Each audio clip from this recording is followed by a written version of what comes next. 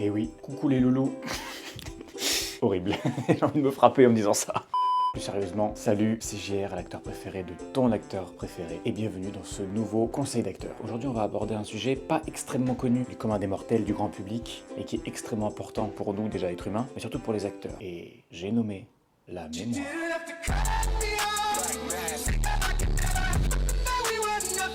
Que ça te dit quelque chose? Normalement oui, c'était aller à l'école jusqu'au moins au CP, c'est vrai. Alors c'est un vaste sujet la mémoire, c'est extrêmement compliqué de tout décortiquer et de rentrer dans les détails, c'est pour ça que j'ai décidé de me concentrer sur la catégorie de mémoire qui est vraiment fondamentale pour les acteurs et les actrices, autrement dit, comme tu aurais pu le voir dans le titre, sur la mémoire sensorielle. Et avant toute chose, je vais quand même définir, entre guillemets, les différents types de mémoire qui existent et comment elles procèdent, quelles sont les catégories et comment on a réussi à les définir, quelles sont leurs définitions et comment est-ce qu'on peut s'entraîner après à avoir une bonne mémoire, entre guillemets, sensorielle pour ensuite les réutiliser lorsqu'on joue des personnages.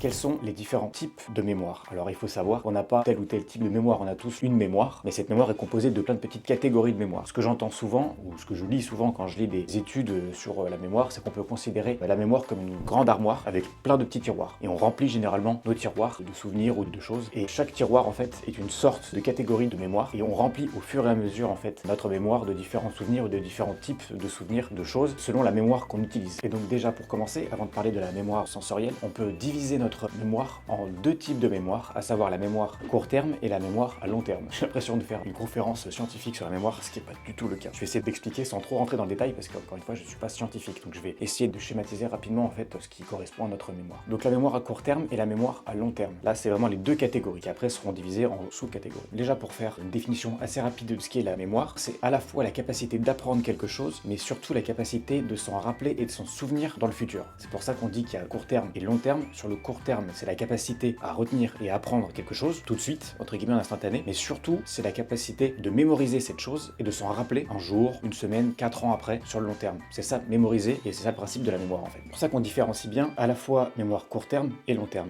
La mémoire à court terme, elle est aussi appelée la mémoire de travail. Pour se rappeler de quelque chose, généralement, à part différentes particularités mentales ou neurologiques, il faut travailler quand même un minimum l'information pour qu'elle rentre dans le cerveau, pour qu'elle se stocke. Mais généralement, il faut quand même travailler un minimum l'information pour déjà qu'elle se brasse un petit peu dans votre cerveau à court terme sur le moment, et ensuite elle reste stockée dans votre mémoire. Et donc c'est pour cela que des fois, quand on retient temporairement une information, selon l'utilité ou le besoin de retenir cette information, on va la mémoriser et la stocker court, moyen ou long terme, des fois l'oublier ou la retenir. Ça dépend du moins de l'utilité de cette information en fait, tout bêtement. C'est pour ça que les deux mémoires court terme et long terme communiquent vachement. On peut pas tout retenir, donc il y a des choses qui vont être oubliées, des choses qui vont être retenues, des choses qui vont être moyennement retenues, comme un souvenir un peu flou. Donc ça encore une fois, je vais un peu le développer avec les autres mémoires. Pour donner un exemple de mémoire à court terme, même si toutes les mémoires sont reliées à la mémoire à court terme, parce que comme je vous l'expliquais avec la mémoire de travail, on est obligé de passer par cette mémoire court terme, vu que même là, le fait de parler avec vous, le fait de regarder quelque chose, le fait de penser à quelque chose, ça fait interagir à la mémoire à court terme. On peut penser à cet exemple-là, comme par exemple quand on vous donne un numéro de téléphone.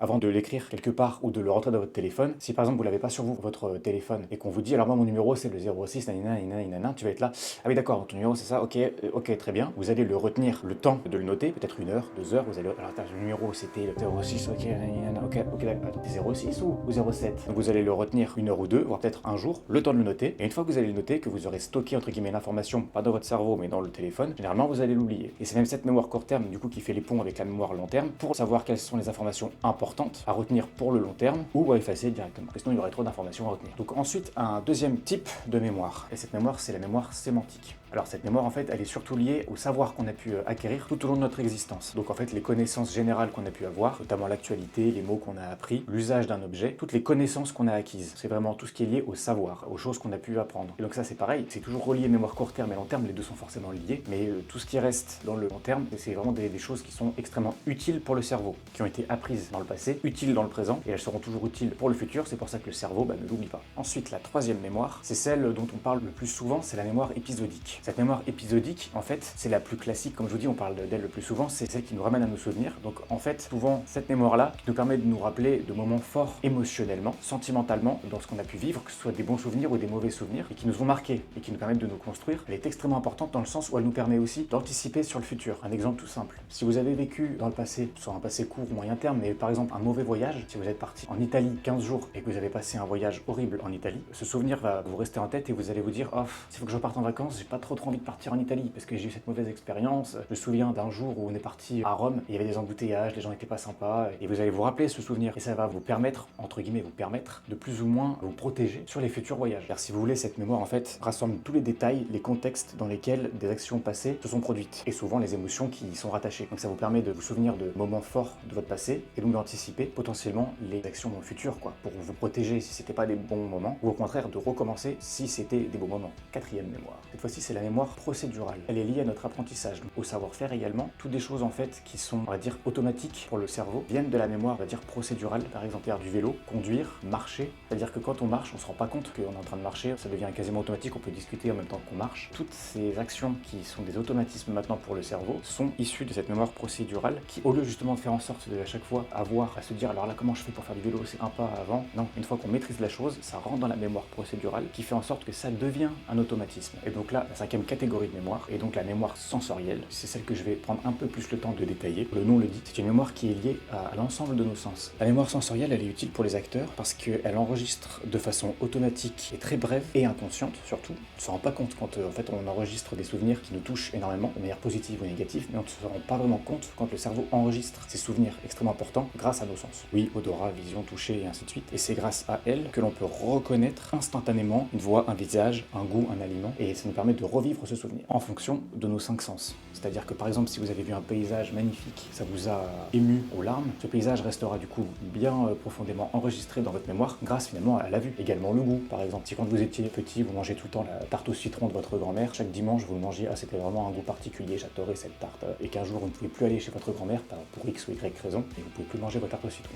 Mais vous vous rappelez toujours un petit peu de ce goût particulier, mais vous n'avez plus réussi à trouver une tarte au citron de la même qualité que cette tarte au citron de votre grand-mère. Vous vous rappelez de ce goût, mais vous ne l'avez plus jamais remangé, et qu'un jour vous allez par hasard dans un restaurant et que vous remangez une tarte au citron, et que cette tarte a typiquement le même goût que cette tarte au citron de votre grand-mère. Et bah, lors de la première bouchée, vous allez vous dire, ça me rappelle le goût de la tarte au citron de ma grand-mère, et ça va vous faire revivre le souvenir. C'est-à-dire que cette mémoire sensorielle permet en fait de faire revivre des souvenirs en fonction de vos sens, de ce que vous avez enregistré. Si vous avez vu un super paysage, comme j'ai pu vous le dire, à un moment donné, que ça vous a ému, que ça vous a marqué, que ça vous a créé un souvenir, dès que vous allez revoir le même paysage ou un paysage à peu près similaire, ça va vous permettre de remémorer ce souvenir. Et c'est pour ça qu'en fait, cette mémoire est extrêmement utile pour les acteurs, parce que le fait de créer ce genre de souvenir grâce au sens vous permet ensuite de refaire vivre ces souvenirs. Comme pour l'exemple de la tarte au citron. Même pour Louis, si vous avez entendu une musique particulière, vous l'avez entendue une fois, ça vous a créé un super souvenir, ou un souvenir malheureux peut-être. Quelques années plus tard, vous réentendez cette musique, ça va vous redébloquer le souvenir. Et quasiment tout le même état dans lequel vous vous trouviez au moment de l'enregistrement entre guillemets de ce souvenir. C'est ça qui est très puissant avec la mémoire sensorielle. C'est vraiment extrêmement organique et très intéressant pour les acteurs. Et c'est donc en cela que je vais essayer de vous expliquer en rentrant un peu plus dans le détail comment on peut travailler et utiliser cette mémoire sensorielle pour être efficace lors des rôles qu'on peut interpréter. Car comme j'ai pu vous l'expliquer il y a quelques secondes, lorsqu'on doit par exemple travailler un personnage, il faut être extrêmement spontané, être dans l'organique, c'est-à-dire vraiment un rapport au corps, rapport à l'émotion pour être crédible. Et il ne faut pas être dans le factice, il ne faut pas qu'on sente que c'est fabriqué en fait. Il faut vraiment qu'on puisse se dire effectivement le personnage, enfin l'acteur et le personnage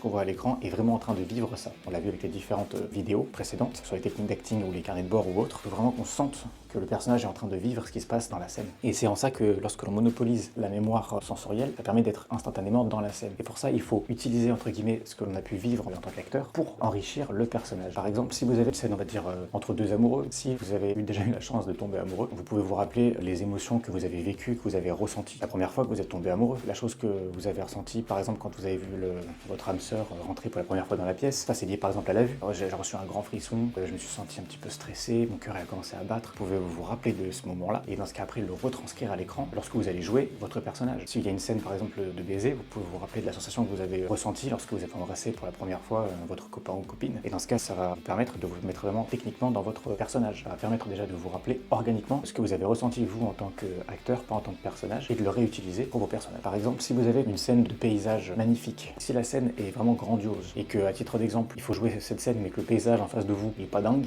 dans ce cas, c'est bien d'aller monopoliser son souvenir. On était chez mes grands-parents à la campagne et il faisait beau, il faisait chaud, et le fait de se rappeler de ce souvenir, ça va tout de suite faire remonter ce que vous avez ressenti à ce moment-là. Donc ça vous permettra vraiment de pas être juste comme ça à regarder le paysage en étant vide, et le fait de vous rappeler ce souvenir, ça vous créera des images et ça vous permettra, dans ce cas-là, de vraiment faire ressortir à l'écran des véritables émotions que peuvent évoquer une telle situation, parce que vous l'avez déjà vécu. Alors du coup, comment utiliser ça de manière utile et surtout pas dangereuse? Parce que c'est vrai qu'on peut des fois se dire, pour des scènes dramatiques, des scènes de tristesse, des scènes de peur aussi, on peut se dire je vais réutiliser tous les souvenirs que j'ai pu avoir quand j'étais petit peu importe, pour avoir des scènes chargées, mais ça peut être entre guillemets dangereux parce que on peut se faire du mal avec ça. Donc il faut réussir à tempérer un peu la chose et rester extrêmement concentré sur les bonnes informations à retenir et pas trop en prendre pour pas se faire du mal. Le conseil que je pourrais donner pour réussir à utiliser efficacement sa mémoire sensorielle, c'est des fois visualiser des scènes et se mettre dans la peau d'un personnage et se dire dans cette situation, comment est-ce que moi je réagirais? Est-ce que j'ai déjà vécu cette situation? Et si oui, essayer de simuler la situation en temps réel pour voir ce que ça peut nous évoquer. On n'a pas toujours des rôles à travailler, mais par exemple on peut se dire si dans cette situation je devais jouer ce personnage, qu'est-ce que ça pouvait m'évoquer? Si justement j'ai une scène d'interrogatoire de police et que du coup je suis hyper stressé et hyper peur, est-ce que ça pourrait m'évoquer quelque chose? On réfléchit, je me dis ah oui, potentiellement un oral de français, je me souviens, j'avais révisé mais j'avais hyper peur, j'étais hyper stressé, j'avais l'impression que les deux professeurs étaient en fait des commissaires de police et tout, donc je me souviens que j'étais hyper stressé, donc j'étais comme ça.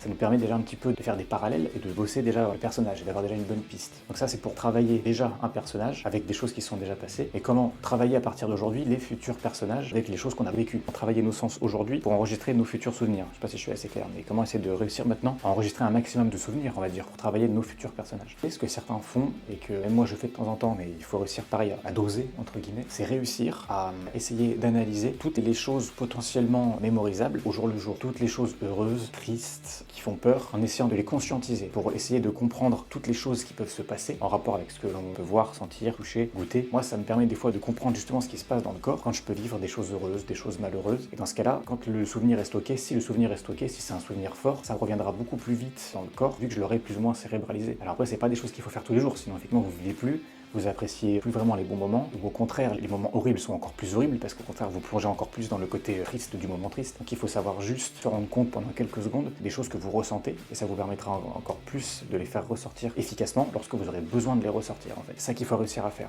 Mais il faut jauger, il faut pas que ce soit tout le temps comme ça, sinon vous êtes dans l'analyse perpétuelle de ce que vous ressentez, de votre corps, de vos sentiments, et à la fin vous allez plus vivre. Il faut faire attention. Toujours en plus, comme je vous l'ai dit, en gardant à l'esprit que ça peut être dangereux. Si vous allez trop à l'excès, que ce soit trop à l'excès dans le côté positif comme dans le négatif. Certains acteurs et actrices ont eu des difficultés des fois pour ressortir des rôles parce qu'ils ont trop confondu les deux choses. Construire des personnages avec des souvenirs qui leur étaient compliqués, qu'ils ont perdu la tête, des fois ils savaient plus qui était qui, donc il faut faire attention quand même. Et donc voilà, j'espère que cette vidéo vous aura plu. Je suis pas trop rentré dans les détails, j'ai essayé de faire un peu concis. La mémoire, ça reste quand même quelque chose qui est très dur à expliquer. Je vais pas vous rentrer dans le côté scientifique ou peu importe, mais en tout cas, il faut que vous sachiez que pour un comédien, en dehors du fait d'apprendre son texte, il faut réussir à monopoliser tous les souvenirs et toutes les choses qui sont déjà dans nos souvenirs, dans notre mémoire, pour réussir derrière une bonne construction de personnage. Voilà, j'espère que ça vous aura plu, que vous avez passé un bon moment devant la vidéo. N'hésite pas à liker, à commenter, à partager la vidéo. Je te remets également ici mes réseaux sociaux. Voilà, n'hésite pas à aller t'abonner sur Instagram. Et je vous souhaite une très bonne fin de journée. C'était JR, l'acteur préféré de ton acteur préféré. Et à bien vite.